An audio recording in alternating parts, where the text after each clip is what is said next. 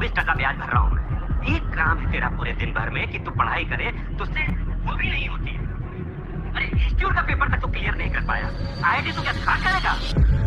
Another horrific incident that's been reported in the country's coaching hub of Kota.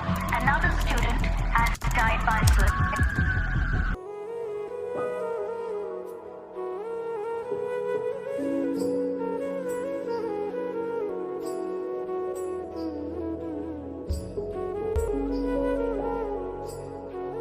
प्रिय पापा और mummy, आज आपकी बहुत याद आ रही है। कोटा में सब कुछ अच्छा है, बस यहाँ खाना अच्छा नहीं मिलता।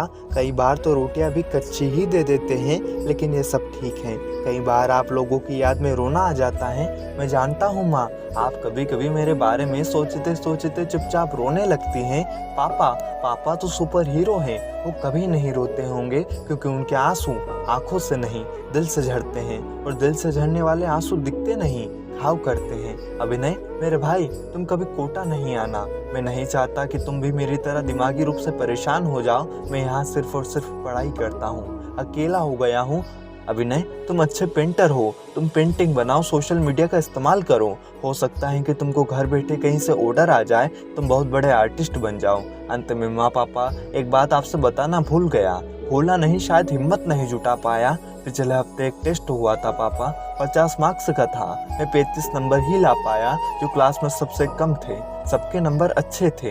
कोचिंग वाले बोले कि मार्कशीट घर जाएगी, शायद अब तक पोस्ट भी हो गई होगी, लेकिन उससे पहले मैं आप सभी से माफ़ी मांग रहा हूँ। माँ पापा, आपका सपना अब अभिनय पूरा करेगा। मैं उस लायक नहीं बना। अभिनय तुम रोना नहीं, बस ये सोच लेना कि भैया का सपना भी तुमको ही पूरा करना है।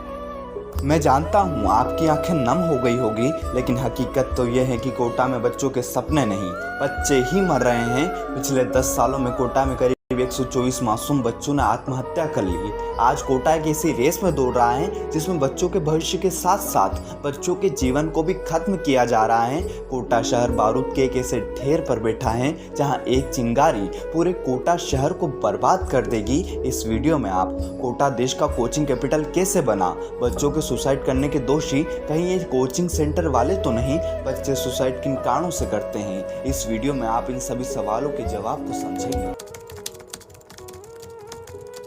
कोटा के कोचिंग कैपिटल में बदलने की शुरुआत होती है 1971 में, जब विनोद कुमार बंसल ने अपनी इंजीनियरिंग की पढ़ाई पूरी की और कोटा में जेके सिंथेटिक कंपनी में काम करने लगे। विनोद कुमार बंसल जी का सपना था कि वह चीफ इंजीनियर बने, लेकिन कुछ ही साल बाद उन्हें एक सीरियस बीमारी हो गई। इस बीमारी ने उन्हें व्हील चेयर पर ला दिया, जिससे उनका चीफ इंजीनियर बनने का सपना टूट गया। लेकिन एक दिन उन्होंने सोचा कि वह अपने नेबरहुड बच्चों को इंजीनियर की इंटरेस्ट पास करने में मदद करेंगे, और 1980 में उन्होंने अपनी डाइनिंग टेबल के आसपास 8 बच्चों को पढ़ाना शुरू कर दिया, जिसमें से कुछ बच्चों का एडमिशन आईआईटीज में हो गया और चारों तरफ ये हवा फैल गई कि बंसल सर के पढ़ाने में एक जादू है।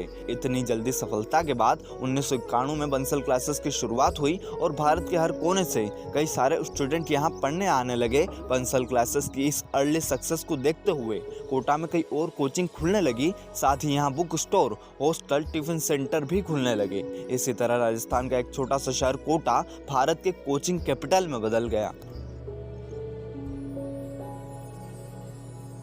कोचिंग सेंटर पर बार बार सवाल भी इसलिए उठते हैं क्योंकि ये पढ़ाई नहीं कराते बल्कि बिजनेस करते हैं। क्योंकि एंट्रेंस एग्जाम क्रैक करने के लिए कोचिंग सेंटर में हर महीने टेस्ट लिए जाते हैं। शुरुआत के 3-4 महीनों में सीरीज में आए नंबरों के आधार पर पता लगाया जाता है कि बच्चा कहाँ स्टैंड कर रहा है, जिससे कई बार बच्चे घबरा जाते हैं और स्ट्रेस में आ जाते हैं। साथ ही बच्चों पर सबसे बड़ा बोझ होता है फीस का, क्योंकि 20 सेशन में अगर कोचिंग छोड़ी जाती है तो भरा हुआ पैसा वापस नहीं दिया जाता, जिससे कई बार उन पर एक मेंटली प्रेशर हमेशा बना रहता है और वो सुसाइड को ही अंतिम विकल्प मान लेते हैं। लेकिन कोचिंग इंस्टीट्यूट को इन चीज़ों से कुछ फर्क नहीं पड़ता।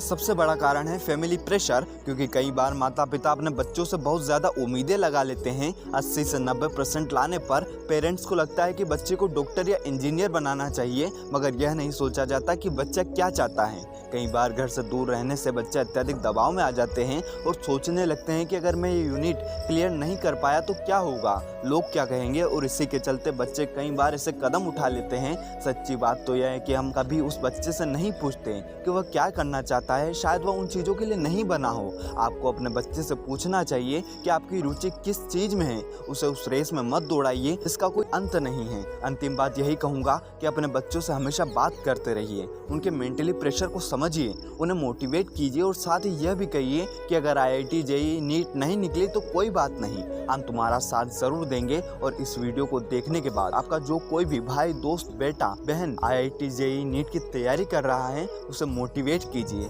उसका सहारा बनिए, उससे किनारा मत कीजिए।